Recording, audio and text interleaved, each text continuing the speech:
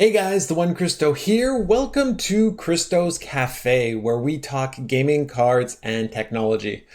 That being said, today our topic of conversation is going to be Gwent Patch Notes 7.1. So we're going to be covering the patch notes.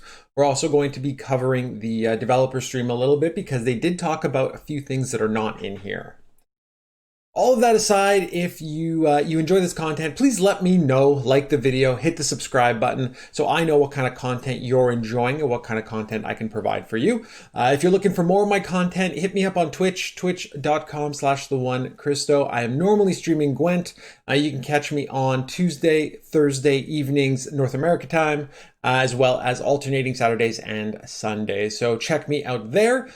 Until then, let's dive into the patch notes and take a look at a bit more detail. So this is going to hit tomorrow, August 4th. These came out, maybe about an hour ago, and the developer stream is a little bit earlier today. So first things first, I want to touch on a couple things. Now, they do mention the new features here around the actual milling. And I have been super passionate about auto milling. I want it back so bad. So I am a relatively new player to Gwent. I've only been playing for a couple months, so I'm obviously still trying to get my collection together. I'm trying to get some of the cards I don't have, and having to mill by hand is absolutely obnoxious. So I appreciate them giving us the option here. So we can either do the premium focused, which is what they have right now. So basically it keeps you 4 total copies of the card no matter what, so that you can go back in later and decide to transmute some of them. I frankly don't need 2 copies of the premium and 2 copies of the regular. So I don't even think I would pick the standard milling, which is basically going to mill you anything extra that does not belong in the deck. I'll probably go resource focused, at least for now. So combined between premiums and regular cards, they're going to give you just enough to be able to play in a deck. So that means you get 1 gold and you get 2 bronze cards, and that'll keep it together. So I'm a big fan of that. I'm excited for that to come out. I've been waiting about it for a while. They did spoil it a little while ago. So I've been super excited about that. Talking Journey, they mentioned how Journey is going to be one of the most rewarding systems that they've ever had. So it's going to be very, very generous. They mentioned progression and how you can actually get above level 100. So that's going to push everybody to complete as many of those quests as possible and get those crown points. New types of trinkets, they didn't really mention much of that, but they have an aura, so I guess that's going to be kind of a little glow around your avatar and whatnot. So I'm curious to see how that's going to go. They did not mention who it would be about. I think we all know at this point. I think it's going to be Siri, but we will let it go and be surprised tomorrow when it kicks in. So super excited about that. Now we're going to start jumping into some of the nerfs and the buffs. I want to mention 2 quick things because I think it's really important to say. Again, being a new Gwent player, I've played Hearthstone for a long time. I've played card games my entire life. I love the way Gwent handles nerfing and buffing cards. They do it regularly, and they don't just touch the most problematic. They try and give the whole meta a little bit of balance, and I really do appreciate that. You know, I played Hearthstone for a long time, and there would be broken mechanics that they would wait and wait and wait on, and months later would come up with a solution for them, and that's normally nerfing them to oblivion. So seeing cards in here, and like spoiler alert, we're going to talk about Second Wind as an example of something that's been nerfed.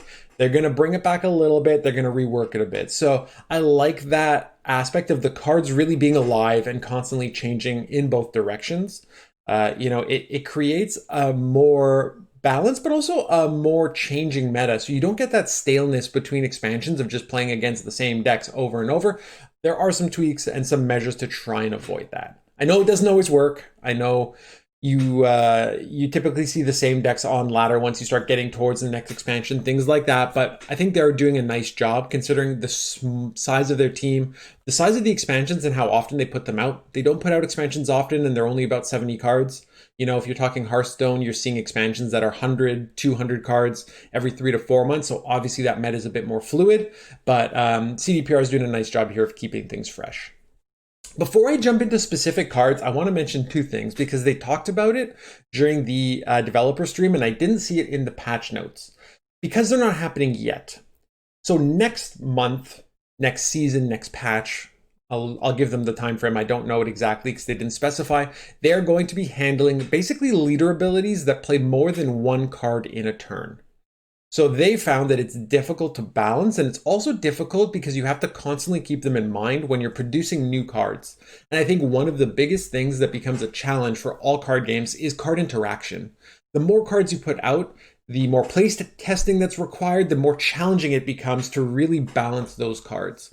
So they were talking about Pincer Maneuver, Mystic Echo, Tactical Decision, second, I don't know why it changed its second wave, but Second Wind, Wildcard, Call of Harmony, and I think there's one more that I'm missing. But what's important here is that they're going to actually be reworking these abilities completely.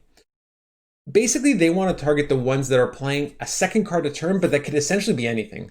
You know, Mahakam Forge plays an extra card, but you know what it's going to be, and you can easily balance that. These ones are more challenging, so that is going to be part of the next patch. So I'm really curious to see what they do there, but I think it's really important that they're hands-on with this, and again, allows their game to be a little bit more balanced and smooth going forward. So I'm really excited to see how that goes.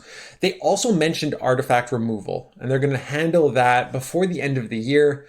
They didn't have a more exact time frame than that, so we will have to see how that plays out. We've got a few of the neutral cards here. So we've got Ciri now jumping into it. So we've got, I'll pop up the actual cards here so you guys can take a look as well. Let me just go ahead and hit that so you guys can actually see the cards.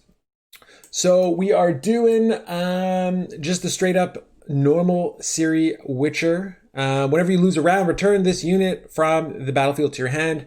She is now getting a provision change up to 10, and deploy is going to be damage 3 enemy units by 1.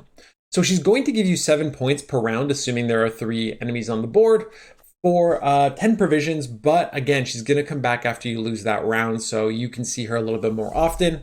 She, you know, I think there could be some interesting scenarios where she's used. I'm not sure it's going to be a massive change in how often she is seen, but it's nice to add a little bit more flavor, make her a little more versatile, and actually be able to, you know, impact the board and not just be 4 points that keeps coming back.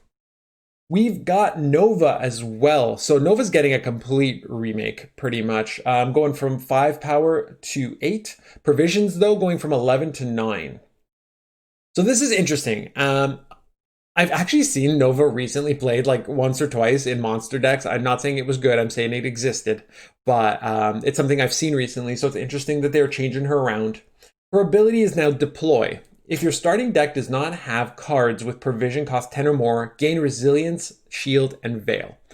So you're giving her a huge buff here, right? If you do not play provision cards above 10. So that's interesting. Where do we have it here? Yeah, so she get Resilience, Shield, and Veil.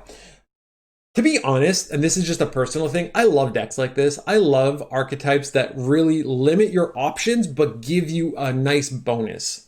My only thing I'll say, and typically in my experience, having one card may not be good enough to make that archetype work. Down the line, they might add more, which would make it a little bit more versatile, give it more options. Right now, Ciri's the only way to do it. You have enough tutors with Onero to get her out. So, you know, there are quite a few options out there right now to make this playable. I'm just not sure how much we'll see it played until they maybe release a couple more supporting cards. So we'll have to see there.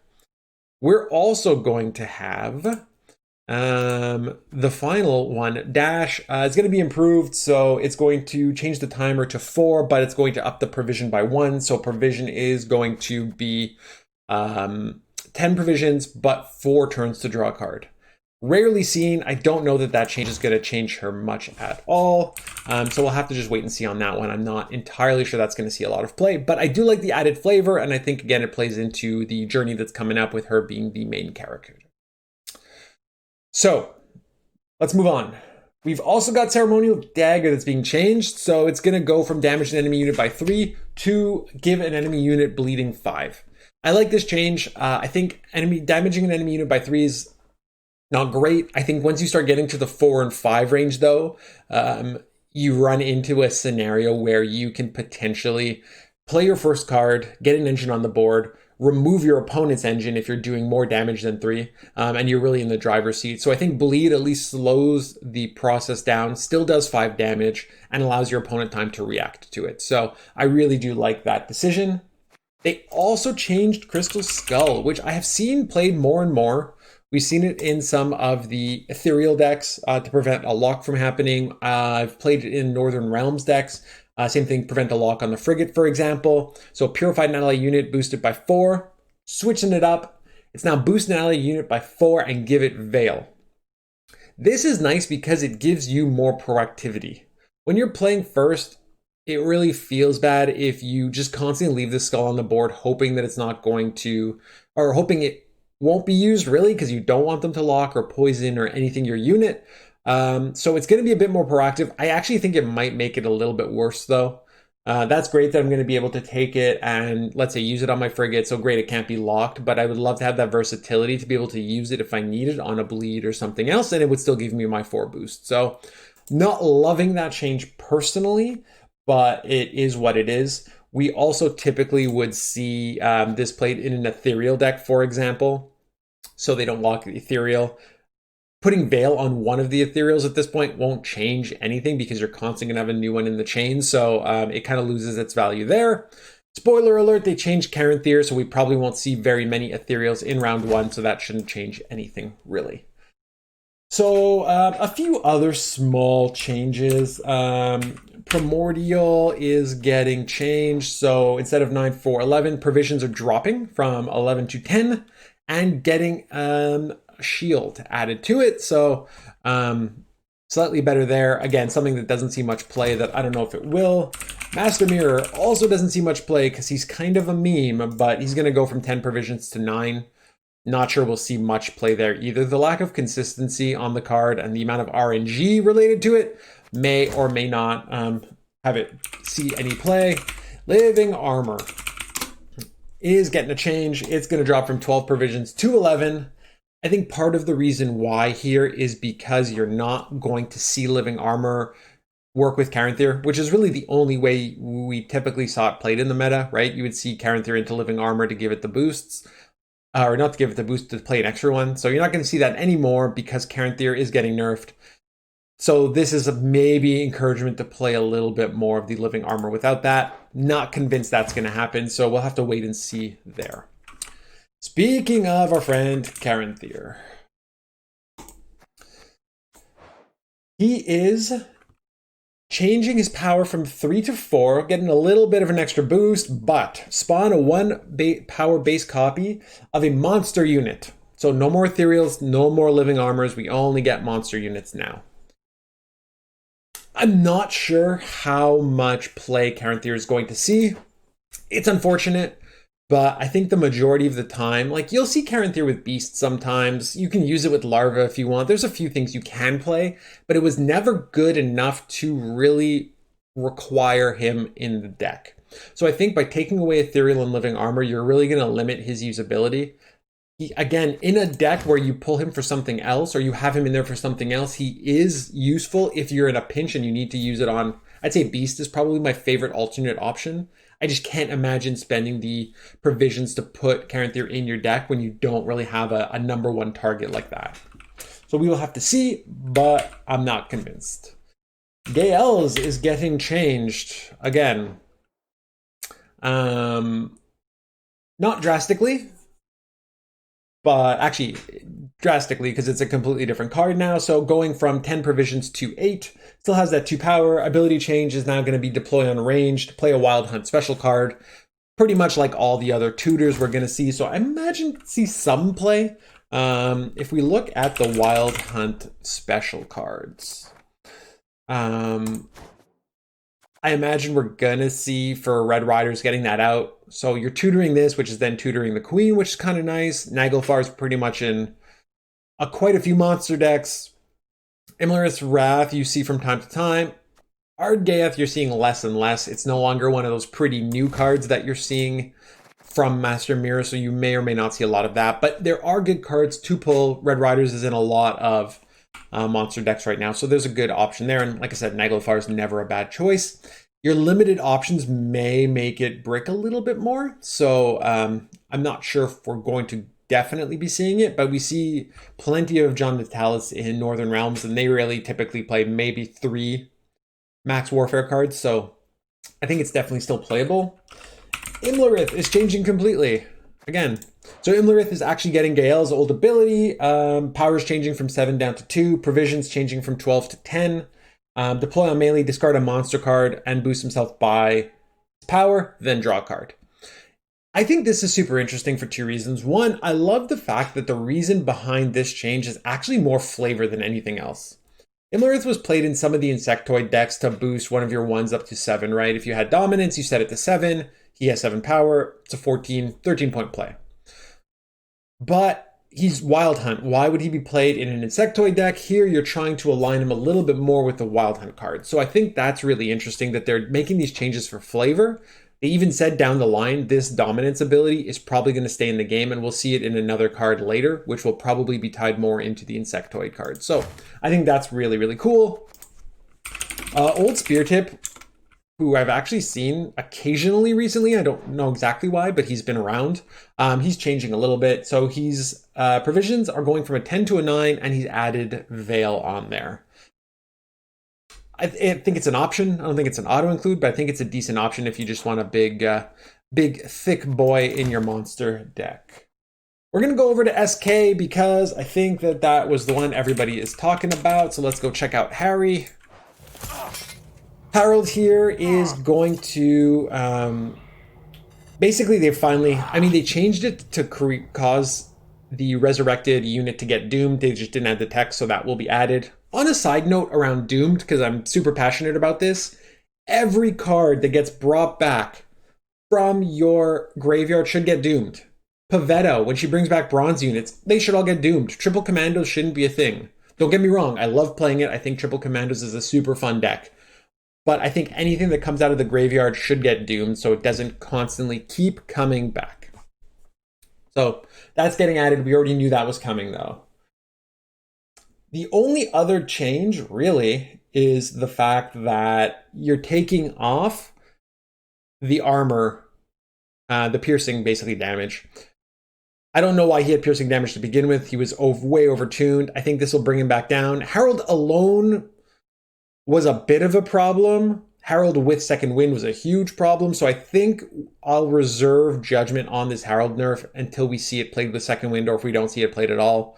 The fact that he only brings the bronze back is not that bad. The thing was, you couldn't remove Harold in a Second Wind deck because what would end up happening, right, is that you would just bring him back and he would resurrect another bronze warrior. So I think that was the biggest problem. The fact that now they're nerfing Second Wind, we'll get to that in a second. The fact that you can't bring him back makes a huge difference because now you can remove the engine and not feel bad about it anymore. So if we look at Second Wind, what we're going to see here is the fact that now, again, we're changing the provisions back, right? Or we're buffing the provisions by 1. Yeah, we're going from 11 to 12. We're changing the resurrect a unit into resurrect a unit with 9 or less provisions. That makes a huge difference, right? So if we go and we're looking at Skellige, a unit with 9 or less provisions. Let's look the other way. That means you're not getting Hemdall back. You're not getting Wild Boar back. You're not getting Morkvarg back. You're not getting Turgvi, not that anybody's going to play that anymore. Basically, you're not getting your big boys back. And I think the biggest thing for me when you're playing against Second Wind is the fact that you can commit one of your biggest, highest provision golds in round 1 to win the round, and then you grab them and you pull him right back from your graveyard. And on top of that, you want him in your graveyard because it sets up combos, right? It sets up combos with your greatsword and things like that. So I think by limiting this, it's really going to change how that deck is played. I actually think it could still be quite good because your options below 9 are still quite nice, right? If you go look at Skellige under 9, you're going to have some options. They're not nearly as good. You can grab your defender back, which I think is interesting. Jutta comes back at 12, so I think that could be interesting. You get Skjordal back. You get Skell back. You can get Herkia back, who's in almost every SK deck, Donar as well. So you have lots of options nonetheless. So I don't know if it's going to be played. Definitely not as often as it is now. It's definitely not as broken as it was. So that should be interesting as well. Rabjorn is getting changed. I kind of like his ability. I hope we see it again. Destroy a damaged enemy. I did like it. I didn't think it was problematic. He's being changed. His power is now going to be a 2. His provision is going from 9 to an 8. He's going to be a tutor card to get raid from your deck. Slightly upsets me because that means we're going to see Blood Eagle all the time. This one is still a pretty powerful card, right? You can pull just about anything. Taking away second wind means you're not going to be using Blood Eagle in round 1 to go grab you Hemdall or anything and then pull him back from your graveyard. So we're going to see, I guess, how this all plays out together because I think there's some nice combos. I think Rabjorn will actually probably see more play. I did like the flavor he had before. Hopefully they bring it back, but he'll probably see some play just for the fact of pulling Blood Eagle because I think that's quite a powerful option. Made a change to the pirate, the Demune pirate, sorry. Move the top card from your deck to your graveyard. Did they not change that? What's that creator? Oh, cancel the ability if you control a ship. So if you control a ship, you don't have to do this. 5 for 7, still not great provision-wise. I guess it gives you the option. Maybe they want to make pirates a kind of a meta deck, but I don't see that changing much there at all. Our good old friend Turgvi. Good old Turgi. Give an enemy unit rupture. He has not changed. His ability goes from 4, or his power, sorry, goes from 4 to 5. They have changed rupture, however. Now you deal damage based on that card's base power, not total power. I think this is better. I think this is much more enjoyable to play against. I think you can handle it better. I think Rupture, the way it was originally created, was a little bit on the broken side, a little bit overpowered. I thought so from the second it was released. So it's a little bit aggressive, and I think this change is good. Changing Turkey from a 4 to a 5 does not make him good enough to see play, though. I think they're going to have to reduce this provision cost because the provisions are way too high for what it does. You wanted to have Turkey to get rid of that overpowered Thirsty Dame, the Greatsword that's got buffed, anything like that. It still deals with a lot of cards. Great Oak, not that anybody plays Scoia'tael, handles that. It can handle some of the big boys. But again, I think there's going to continue to need to be more reworks of this card to make it as playable as possible. You do run into this scenario now where you've got that 9 cap on second wind. You can't bring him back. Maybe you don't want to be able to bring him back. Maybe you lower him to 10, but I think he needs a little bit more in the way of reworks before he goes through. They've also made some tiny little changes. One that I don't actually think is tiny, and they didn't mention it this morning, and I think it is important to mention because the card is seen all the time, the Berserker. The Berserker. Berserk 2 is going to be Berserk 3 now, and I think that makes a huge difference. This card would do 3 damage and then switch to a 6. It's actually a 9-point card, essentially, for 5 provisions, right? This will change it. It makes it 2. Then it flips. So you're looking at an 8.5 provision card. Still strong. I didn't think it was hugely problematic, but I definitely think this is properly balanced now with that change. They added the Druid category to Artist and to the Svabald Priest. A few small provision changes. I'll let you guys go through those yourself. Another one I think is important, actually. The Villager is getting tweaked, turned down a little. Bleeding duration is going from 4 to 3. Still a 7-point card. In reality, so it's hard. If you look at it as a 7.4 provision card based on its text, it feels weird. Because you're dealing 3 and 3, but this never happens. It never, ever, ever happens. You put it on a Berserker or you put it on a Veiled unit, right? So 7 points for 4. It makes it worse. Not drastically worse. Probably still see some play. I think it's still okay. I do think it's still okay. What are we doing next? Northern Realms. Queen Adalia. Poor Queenie. She's getting the same Caranthir treatment. She now is actually having her provision lowered from 11 to 10. So spawn and play base copy of a bronze Northern Realms unit. Only Northern Realms. Adalia has seen some play in Northern Realms decks. Their bronze are not overly strong, but what you'll see is her playing a frigate a lot of the time. I find her awkward playing the frigate because what do you do with that extra frigate in your hand when you have another one in your deck? Usually you want to be pulling it with Amphibious Assault to give it a boost, so it's really awkward. You can use Adalia to play one, probably shuffle that one back into your deck and hope to pull it later with Amphibious. Having 2 on the board overcrowd, so it's a little awkward. The downside, of course, is this absolutely destroys Drog, so no more Caravan Vanguard for Adalia, no more Caravan Vanguard for Drog. So that feels bad. I don't know how I feel about this. I think it forces some slightly more creative deck building. I think it stops making certain decks just brain dead easy to build. Drog wasn't really seeing a lot of play after Master Mirror, and I find that it was a little bit more flexible, right? They weren't playing as standard as you would see it before. So I'm not sure I love that. We'll have to see what happens in the future with that card. But I don't think it's a huge nerf. I think, you know, the Vanguard's really the only place we ever saw that really played with neutral cards. Poor Vizigard. So he's now going to actually be a soldier. So they're changing that and making him a soldier, which is nice. It helps the frigate along if you need it. They're taking formation away from him.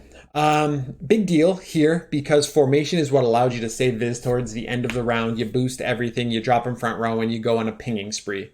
For 8 points, he was a lot of damage. A lot of the times, easily worth 10 plus points. So I understand the nerf. I think it makes it very challenging to play him. You're going to need to give him a big buff, or you're going to need to be able to give him Zeal. There are a few options in the game right now to do that. The leader ability to give him Zeal could be an option. Played with those triple commandos, you know. So that's an option there. He's still good. He's just not guaranteed anymore. And playing an 8 provision card and just having it removed, right? 5 is such a vulnerable spot. Maybe with Odo getting him to 6, maybe with a few other things getting him to 6 as an option there, but this does not feel good right now. A few other changes, just some basic ones. I'll let you go through them all. Like some cards that essentially haven't been played are getting a little bit of a boost of power or decreased provisions. Vez, a Centurion Knight, Artificier, Siege Support, Mad Charge. Nothing really important. They're adding the soldier category to Vizigard, Odo, a Kidweni Cavalry, and the Knight. So they're all getting soldier keywords, which again in Northern Realms pretty much helps with the frigate, and that's more or less it. We'll jump over to Scoia'tael. Mahakam Volunteers. They're getting a little bit of a buff. I feel bad for Scoia'tael. We're going to talk about Syndicate later. Both Scoia'tael and Syndicate have had a hard go of it this season. Syndicate's going to get a bunch of really interesting buffs. Scoia'tael's not getting them. So this deploy is now just changed. If there's a dwarf on this row, summon all copies, not a copy.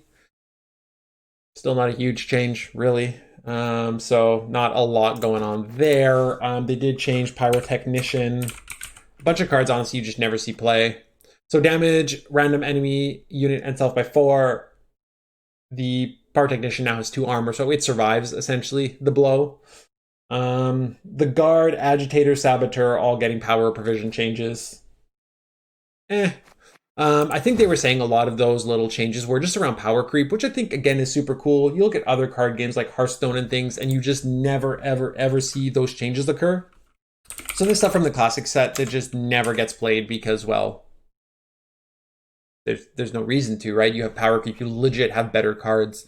So them trying to balance everything out feels good. I don't think that'll see much play, and it definitely will not make Scoia'tael any more playable than it is right now. Imperial Brigade for Nilfgaard, provision change from 6 to 5. Fire Scorpion's power is going from 3 to 4. The biggest shock for me in all of this, I expected all the changes to Scoia'tael. No changes for Nilfgaard. No nerfs whatsoever.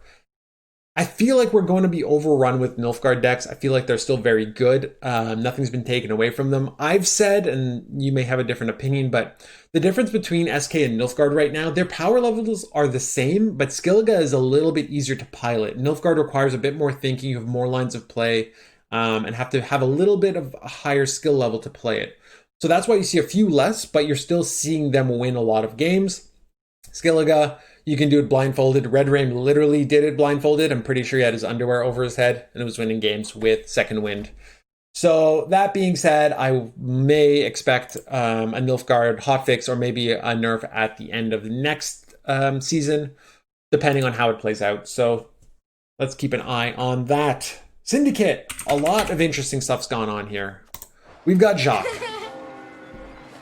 So Jacques is now changing his ability, still 4 for 4, spawn 2, yeah. What he's getting now, so for his second and third form, he's getting an extra ability.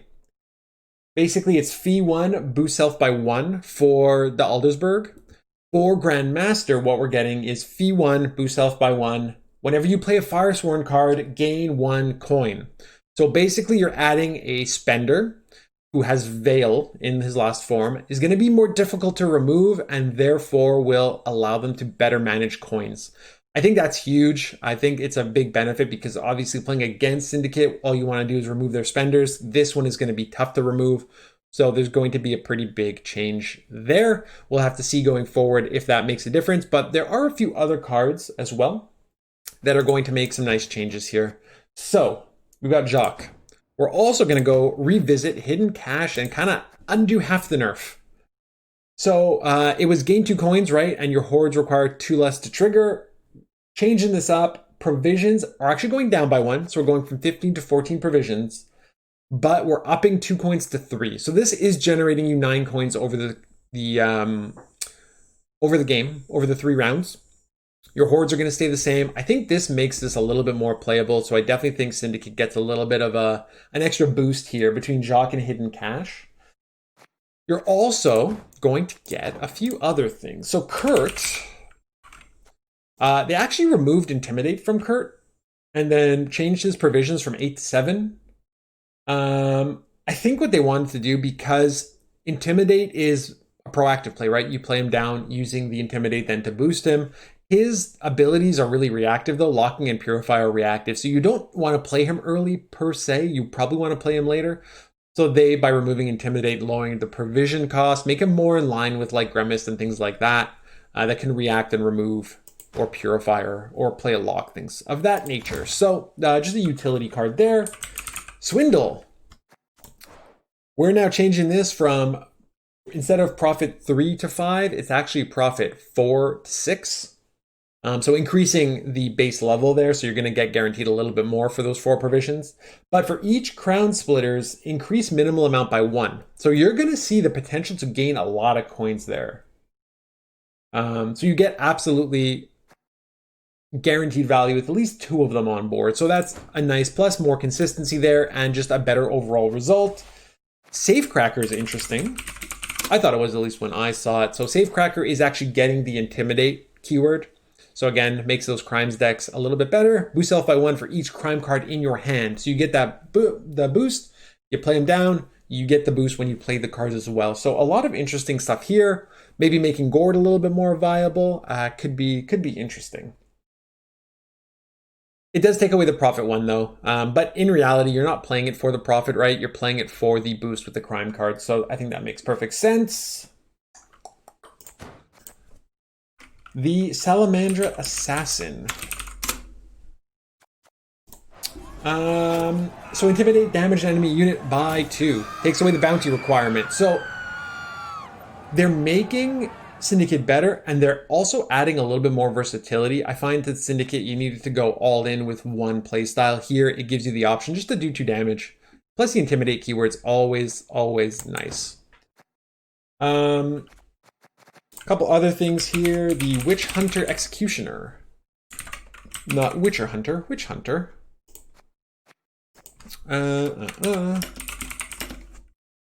Witch Hunter Executioner. So provisions changing here from 5 to 4. I think that's actually a typo. It's supposed to be from 6 to 5. Again, the bounty stuff is on here. I don't see that seeing a ton of play. Unless the typo is correct and it goes from 6 to 4, then that might see some more play with the profit piece. But right now, not expecting much from there. Professor is going from 12 to 11. Nobody uses him, so it could be interesting. Put a bounty and ignore target's armor. I don't think that really matters all that much. He's getting 1 provision buff, so from 12 to 11. Still not thinking we're going to see a ton of the Professor. A few other just basic changes. The Tide Cloak Hideaway, power change from 4 to 5. So again, one either provision change, or they actually changed the Horde requirement for the Mutant Killer Horde. So instead of 5, it's going to actually be 4. Power changes, some provision changes. Nothing huge there. So that being said, that pretty much covers everything they talked about, both in the stream as well as in the patch notes. I'm curious to see the changes going into this season. I think it's definitely going to reduce Skellige's power. I still think they're going to be quite good. Nilfgaard didn't get touched at all. They're going to be quite nice. Scoia'tael is going to drop to the bottom rung of the ladder. If they were ahead of Syndicate, and I'm not convinced they were, they're probably not getting there anymore. I think Syndicate's boosts with Jacques, with Hidden Cash, are going to make this more interesting.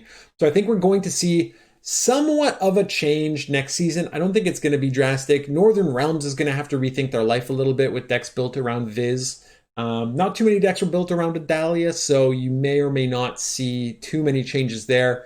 May see Drog go extinct, though. That is a definite possibility. I think that is generally it, though. So it's going to be interesting to see. I think some of these small changes are not going to make too many decks better. I think the small changes they made to Syndicate, for example, are going to make Syndicate better because they had the bigger boosts to affect the rest of it as well. I think these small nerfs to Skellige are actually really cool. You're obviously taking away a big tool by limiting second wind, and not a huge change to Harold, and I'm okay with that. But I think all the other little changes, the Berserker changes, the Villager changes, are going to play into it as well and make some interesting changes go there. So I'm really excited to see how this all plays out. I think that next patch, when we start talking about the leader cards that play 2 cards a turn and are going to get nerfed, or changed completely, actually reworked is what they said, that is going to be really interesting to me, because I think it's going to put everything on a more level playing field. Hopefully that adds more variety to the game. I do think right now you actually see a decent amount of variety in the way of different abilities used, but you're almost always seeing a higher, or you're seeing the cards, the leader abilities that play 2 cards more often than the other ones right now. And I think that's going to change a bunch. So I'm looking forward to that. I think that's a really nice way of looking at balancing the game and creating a nice equal playing field for every different faction and every different leader ability. So hopefully that does lead to more flexibility down the line. Also the fact that we're going to go ahead and potentially change how artifact removal works could be super interesting as well. So all in all, I think there's a lot of really exciting stuff coming up for Gwent. A lot of nice changes. I think the Master Mirror expansion added some really fun cards as well. So lots going on, lots to do still within the game. And I'm looking forward to those changes, and then the next ones after that as well. Please, again, if you enjoyed this video, hit the subscribe, hit the like button. Let me know what you liked about it. Let me know what type of content you'd like to see. I'm still trying to build out my YouTube channel. Like I said, I'm a big fan of just gaming in general, but especially card games and all the technology. So I'm going to put out as much content as I can about that. But please let me know what you like. Let me know what you don't. And check me out on Twitch. Come hang out in the Crystal Cafe. Hopefully I will see you there. So until the next time, take it easy, everybody. Oh, what a lovely tea party.